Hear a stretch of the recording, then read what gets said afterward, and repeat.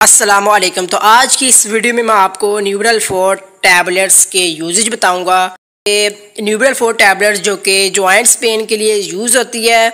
अगर आपको बुखार हो तब भी हम इसे इस्तेमाल में लाते हैं, और अगर दांत में दर्द हो, दांत या दाढ़ में दर्द हो, तब भी हम इसी न्यूबरल 4 टैबलेट्स को यूज़ करते हैं।